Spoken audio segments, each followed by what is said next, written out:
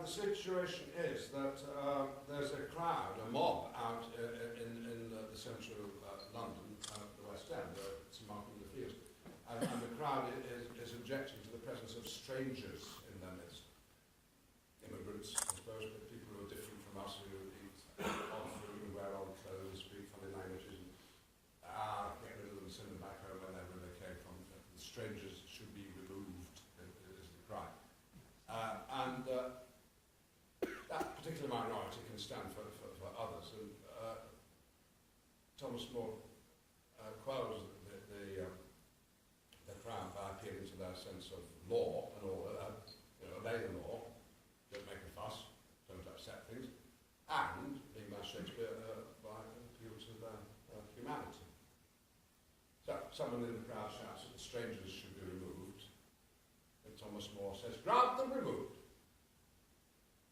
And grant that this your noise hath chid down all the majesty of England.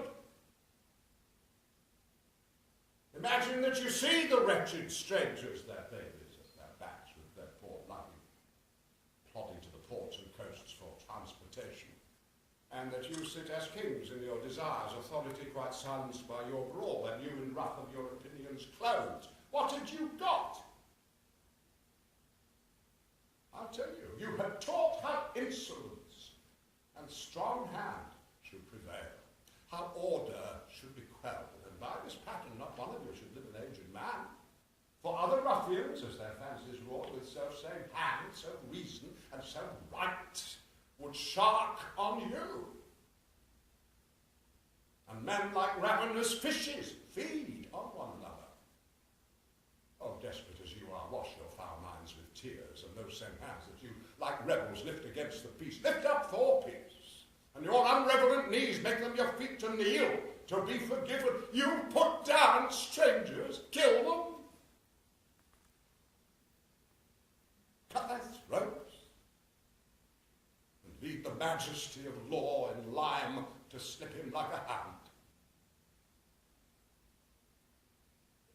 Say now the king, as he is clement, if the offender mourn should so much come too short of your great trespass as but to banish you, whither would you go?